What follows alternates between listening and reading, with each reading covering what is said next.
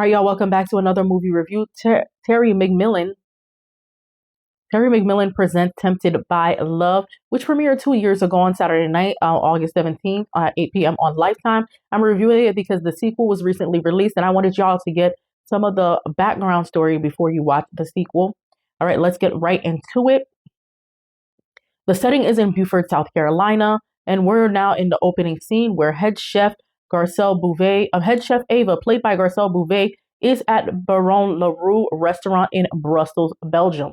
There's a dinner rush and her hands are cramping. We later find out that she has rheumatoid arthritis. I'm going to do actually, I've done an episode about rheumatoid arthritis, so check it out on the pod.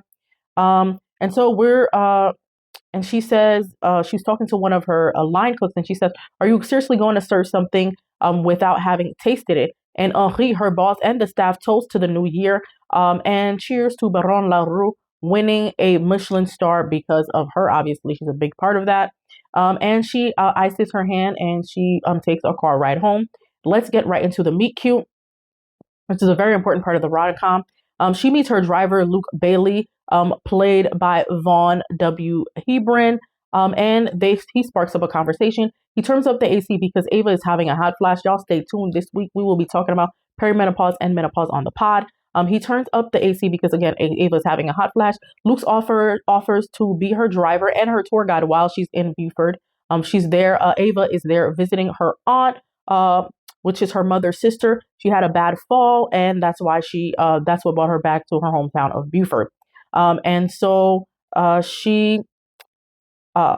Ava has a tradition.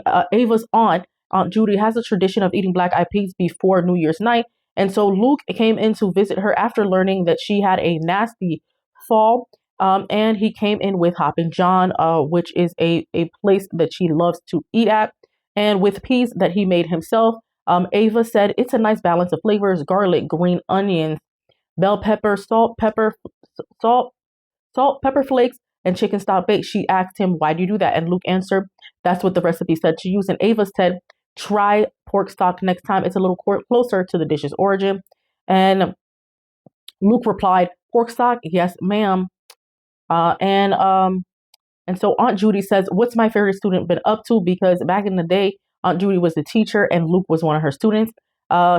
She said, last I remembered, Aunt Judy continues by saying, "Last I remembered, you were working at Grayson's hardware store." Luke said, "Yes, ma'am. I'm the manager there now. And I also started driving for Grayson's car service to make a little extra money on the side. I'm trying to go back to school." And Aunt Judy said, "Oh, what are you thinking of studying?" Luke answered, "I'm either getting my general contractor's license or cooking school."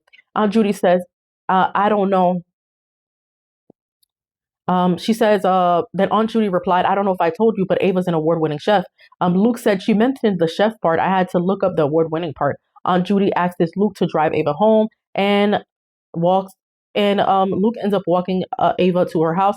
Luke finds out Ava finds out that Luke finds out that Ava never learned to drive. She's always lived in places with public transportation, and she uses a car service.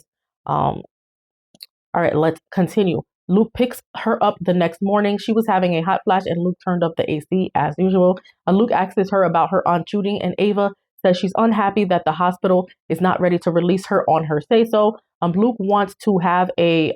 Luke says in the future he'd like to have a wife and kids someday. This is just part of their conversation in the car. A lot of the conversations they had take place in Luke's car. And so Luke turns up the music and Ava starts vibing. She starts bopping, starts dancing. You know what I'm saying? And so Luke says, "Okay, miss, too old for the club. I see you jamming to these Afro beats." And Ava answered, "I'm a piano." Luke said, "A piano? All right, cool. I'll be the drums." And he starts beating on his steering wheel. And Ava says, "I'm a piano is a genre. It's South African house music when Afro beats is Nigerian jazz meets American, funk." And Luke says, "Oh, I like how you teach me things without making me feel stupid. It's pretty cool." And Ava says, "Oh my God, Maxie couldn't be any cuter." At this point, they go to the pet store, which is owned by her former friend, um, her, how do I say this? Childhood friend, Dina, played by Layla Rashawn. And she says, Luke says, "Yeah, we think the same thing about you. Like, complimenting her beauty. Ava said, "I've always wanted to have a dog, but being an army brat, we never knew what our living situation was going to be." Luke said, "What's stopping you now?" She's like, "Same thing. My life is not conducive to having a dog. I work 12 hours a day. That's the life of a chef." Ava meets Dina, the owner, and Dina said, "How do you know?" And so Luke asks, "How do you know each other?" And Ava says, "Luke's been driving me to the hospital to visit Aunt Judy." Okay, let me correct that. So Dina said, "How do you guys know each other?" And Ava answers, "Luke's been driving me around to the hospital to visit Aunt Judy." And Dina said, "Yes." She answered, "Pastor did say that Aunt Judy is not doing well, to keep her in prayer." She said, "Shame on me for not going to see her." Ava says, "It's okay. She'll be coming home soon." And Dina said, "Oh, she'll be coming home soon. Come by the house. She would love to see you." Dina said, "Oh, I would love that." How long are you in town?" Dina asked. "We should grab cocktails." Ava said, "Just a little while, but I'd love that." They exchanged numbers. When two iPhones together could ping it, and the numbers, the contacts automatically translate to each phone. Kind of like like you airdropping something. Just for a little while, but I'd love that. Again, they exchanged numbers, and Ava said, "You could have warned me that menopause." They're back in the hospital, and so Ava's talking to her aunt. She says, "You could have warned me that menopause is a long, miserable dance with the devil." Aunt Judy and Aunt Judy said, "You could have bought me one of those dishes you dreamed of. The food in here is terrible. Even the tea is bad." Ava said, "I haven't felt like cooking lately." Aunt Judy was hoping Luke was showing her around town, enticing her to move to Buford. And Ava gets a call from her boss, Henri. And I've been And she goes back to sit next to her aunt, and she tells her, "I've been gone too long and I've trained my staff too well. Baron Leroux, the restaurant that she used to be the head chef at, has decided to part ways, which means she's been fired." Aunt Judy feels bad for Ava. She says, "That's what I get for complaining about the monotony," which means repeating something over and over again, that it gets kind of boring. And so Ava did need a change. Instead of focusing on being, as Henri said, "I'm a very expensive light item. Someone must have snitched that I was complaining. I was having trouble keeping up." And Aunt Judy said, "What do you mean having trouble?" Ava said, "Before I came here, I found out that I had rheumatoid arthritis, also known as RA. It's in its early stages. Check out the pod episode that I did last Saturday on that for more information. And sometimes I get flare-ups and my joints are swollen and they're stiff. Imagine a chef who can't rely on their hands." And the treatment she's been using, according to doctors, have meds, occasional icing, massages, and the red light therapy have helped. She said that her lease is almost up soon, so her friend Marie will put her stuff in storage until she figures out her next move. And Aunt Judy, of course, invites her to stay. Ava said 2 or 3 weeks tops. So much for the Black Eyed Peas bringing good luck. Aunt Judy said, "Looks like you got fired from a job you no longer even wanted." And I love the wisdom from Aunt Judy. Aunt Judy is played by Donna Biscoff. Let's continue. Then Luke came over to make repairs in the bathroom. They end up going out for drinks, and Luke asked her out on a date and to go dancing. And she asked Luke how old you are. Luke said, "I'm 31. Ava said, "I have a skillet older than you," because at this point Ava's in her 50s, which is reminiscent of Garcelle Beauvais' age in real life. And she said, Ava said, "I got a lot on my plate." And Luke said, "You mean the thing with your hands?" And he's like, "It's probably carpal. It's probably just carpal tunnel." From repetitive motions, in terms of her cooking. And Ava said, "I need to be looking for a job." Luke said, "No excuses. Saturday night at 8, I'll pick you up." And then we see Dina and Ava go on a walk, and they drink coffee. And she shares that she's, doing her red light therapy treatment for the rheumatoid arthritis, or RA. And Dina shares that she's recently had a knee surgery. Dina says she has been abstaining from sex for 2 years after her divorce. But then she shared that, it's been a while. She's had good sex and she did sleep with her ex-one. Obviously, she wasn't enjoying it. And they talk about how Ava talked about how food is about savoring and enjoying it. And then Ava shares with Dina that she did have an affair with a married man. Unknowingly, she didn't know that she was married. And Dina advised her to go on a date with another chef or trying a Greyhound dating app, which is an app for people of a certain age, just like them. And Dina wants to try a new restaurant in Charleston. She wanted to try to make plans with Ava, but Ava told her she has plans with Luke. Stay tuned, guys, for part 2, where we talk about the first date with Luke and Ava.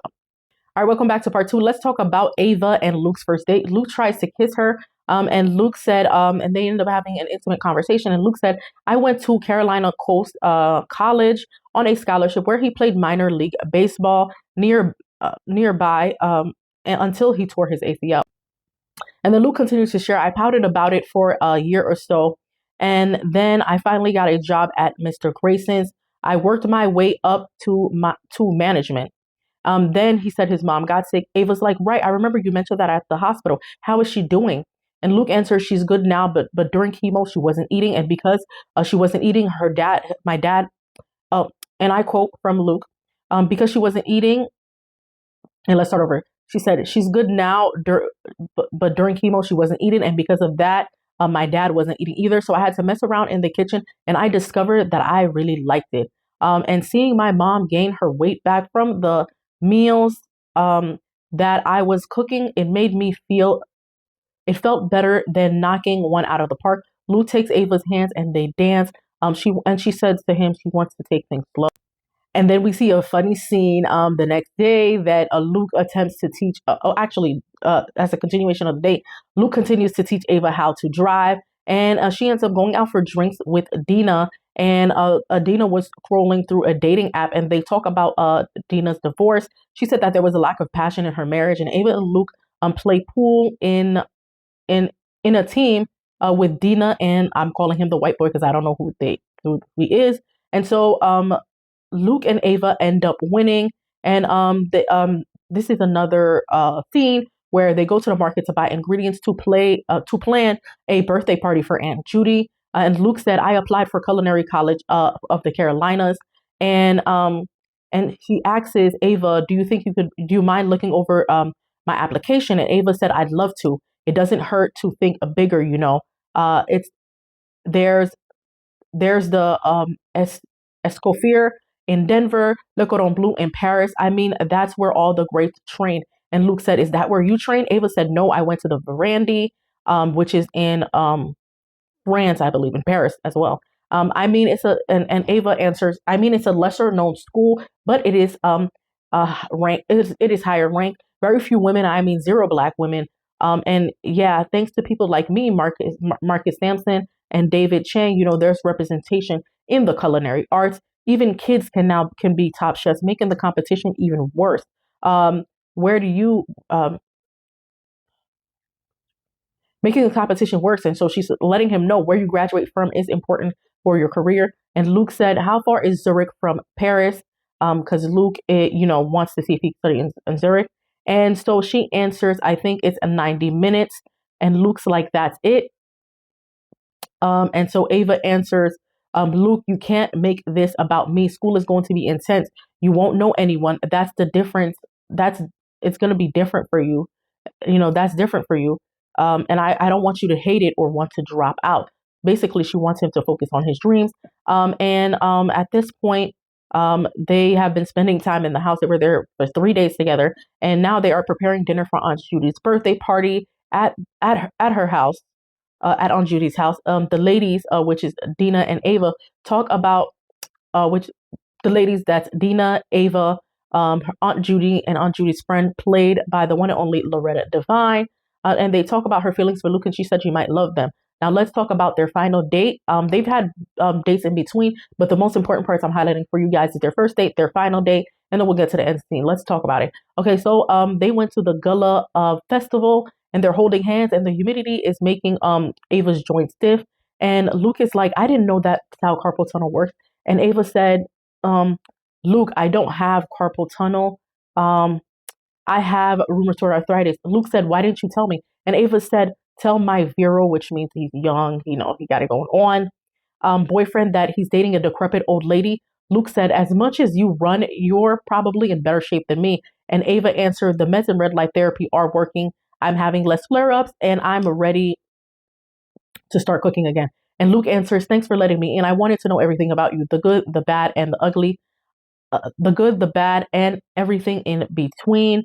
I'm sorry. The good, the bad, and the in between. And we get to the final scene, and this part is pivotal because we're gonna translate right over to the Tempted to Love, the sequel, which is the sequel that was released last Saturday night, review. And he thanks Ava for giving him the courage to commit to culinary school, to basically apply, just encouraging him to follow his dream. And Ava said, falling in love with you, has helped me fall in love with being a chef again. And she does, and so she did want Garcelle wanted a job in Zurich. They would let her have her own restaurant, and if she gets them a Michelin star. Luke, however, was accepted into Le Cordon Bleu in Paris, France, on a scholarship. So congratulations to Luke, played by Vaughn W. Hebron. And so Luke's dad called the general manager of the Charles Place Hotel, and they reached out to her agent. And so Ava, played by Garcelle Bouvet, ended up getting the job. And so Ava says Zurich was the plan, but the Charles Place Hotel is her dream job. Ava said she accepted the position of CEC. And Luke is like, what is that? I didn't know either. And that is the chief executive chef position at the Charles Place Hotel, which is in Beaufort. And they were willing to stay together for love, but the universe had other plans. That's what Ava said. So Luke drives to the airport. Dina and Maxie are in the backseat. Dina's her best friend. Maxie is Luke's dog, and she thinks that she's listening to Afro beats. And Dina says, "Sounds like drum to me." And Luke and Ava look at each other and they said, "I'm a piano." And Luke is like, "Should we tell her?" And she's like, and Ava replies, "That's our secret." Ava runs after him in the airport to say goodbye and to set him free to follow his dreams. And Dina says multiple times, letting go is the right thing to do. And Ava ends up saying, and Ava says to Dina, first let's go to the DMV to get her driver's license, pick up her keys. And Dina said, then let's get white girl wasted. And Ava said, "I am both delighted and disturbed by the way you think." And she repeated this several times during the movie. And so my question to you guys is, what happens to their relationship? Tune into the sequel to find out. I'm going to be reviewing the sequel right after this. Now streaming on the Lifetime app, no login required, and on Philo or the Friendly app. All right, I'll be back for Tempted to Love the sequel review, also presented by Terry McMillan.